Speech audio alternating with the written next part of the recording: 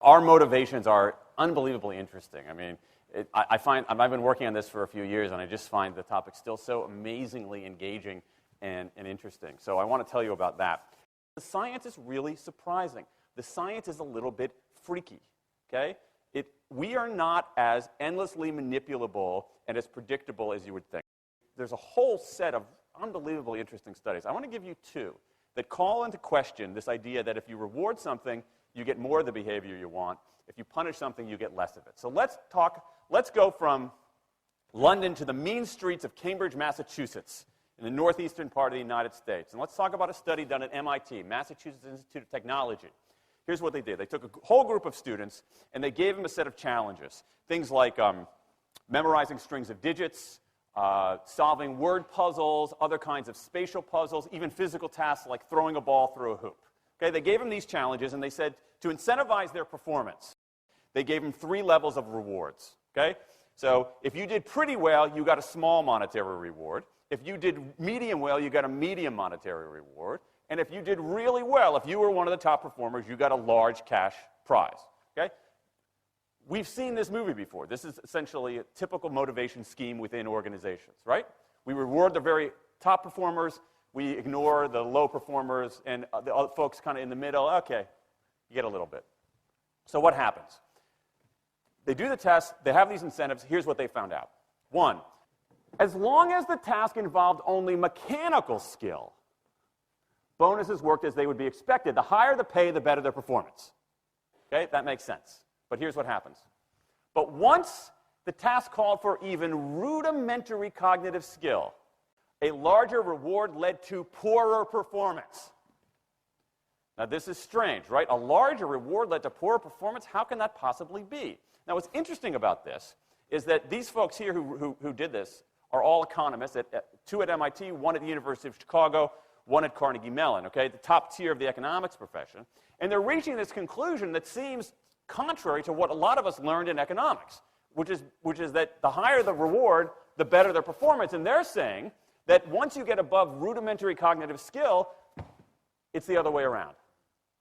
Which seems like this kind of, the idea that these rewards don't work that way seems vaguely left-wing and socialist, doesn't it? It's kind of this kind of weird socialist conspiracy.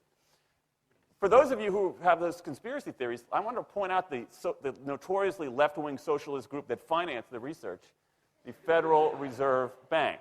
So this is the mainstream of the mainstream coming to a conclusion that's quite surprising. Seems to defy the laws of behavioral physics. So this is strange. It's strange finding. So what do? They say, this is freaky.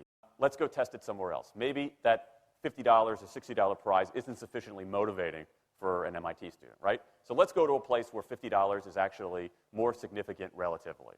Right? So let's take the experiment. We're going to go to Madurai, India, rural India, where $50, $60, whatever the number was, is actually a significant sum of money. So they replicated the experiment in India roughly as follows. Small rewards, the equivalent of 2 weeks' salary.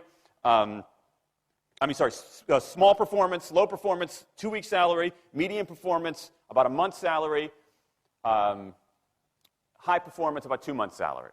Okay, so those are real good incentives. Okay, so you're going to get a different result here.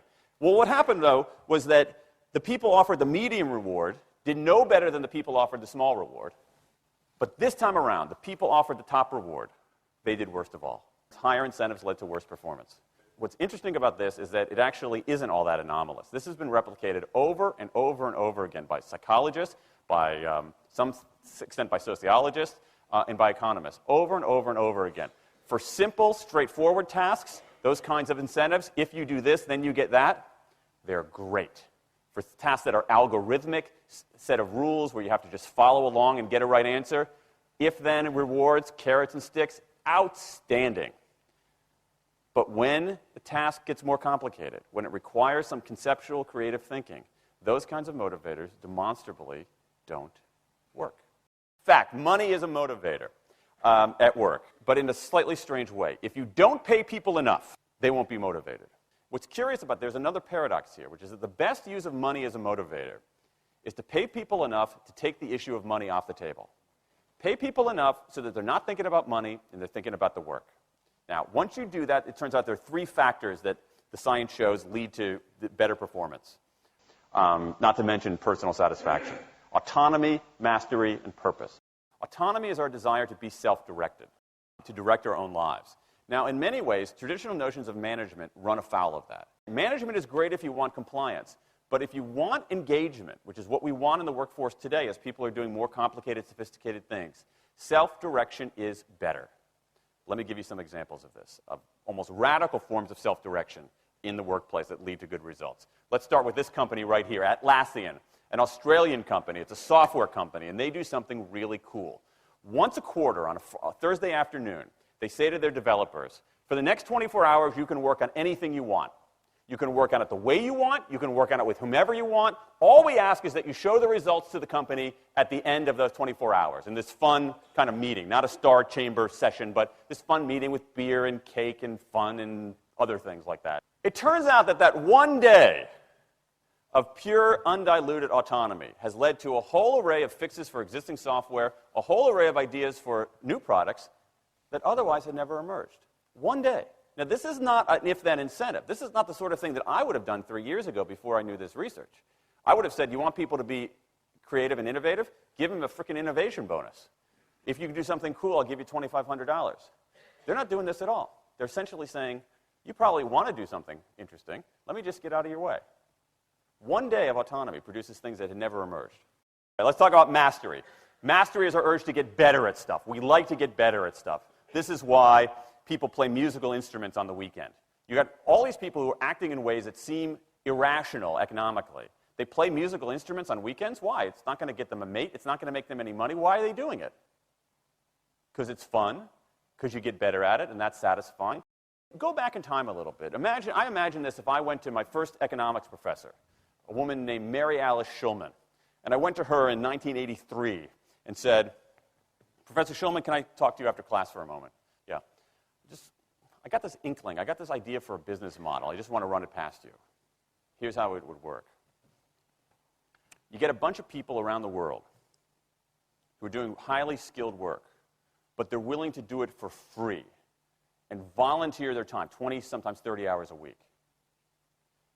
Okay, she's looking at you somewhat skeptically there. Oh, but I'm not done. And then what they create, they give it away rather than sell it. It's going to be huge. I mean, she truly would have thought I was insane. Okay, it seemed to fly in the face of so many things. But what do you have? You have Linux powering 1 out of 4 corporate servers in Fortune 500 companies, Apache powering more than the majority of web servers, Wikipedia. What's going on? Why are people doing this? Why are these people, many of whom are technically sophisticated, highly skilled people who have jobs? Okay? They have jobs. They're working at jobs for pay, doing sophisticated technological work. And yet, during their limited discretionary time, they do equally, if not more, technically sophisticated work, not for their employer, but for someone else for free. That's a strange economic behavior. Economists who look into it, why are they doing this? It's overwhelmingly clear.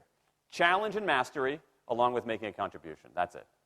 What you see more and more is a rise of what you might call the purpose motive, is that more and more organizations want to have some kind of transcendent purpose, partly because it makes coming to work better, partly because that's the way to get better talent. And what we're seeing now is, in some ways, when the profit motive becomes unmoored from the purpose motive, bad things happen. Bad things ethically sometimes, but also bad things just like not good stuff, like crappy products, like lame services, like uninspiring places to work. That when the profit motive is paramount, or when it becomes completely unhitched from the purpose motive, it's just, people don't do great things. More and more organizations are realizing this and sort of disturbing the categories between what's profit and what's purpose. And I think that actually heralds something interesting. And I think that organizations that are flourishing, whether they're profit, for profit, or somewhere in between, are animated by this purpose motive. Let me give you a couple of examples. Here's the founder of Skype. He says, our goal is to be disruptive, but in the cause of making the world a better place. Pretty good purpose. Here's Steve Jobs. I want to put a ding in the universe. All right? That's the kind of thing that might get you up in the morning and racing to go to work. So I think that, that we are purpose maximizers, not only profit maximizers. I think the science shows that we care about mastery very, very deeply. And the science shows that we want to be self-directed. And I think that the big takeaway here is that if we start treating people like people and not assuming that they're simply horses, slower, smaller, better-smelling horses, if we get past this kind of ideology of carrots and sticks and look at the science, I think we can actually build organizations and work lives that make us better off, but I also think they have the promise to make our world just a little bit better.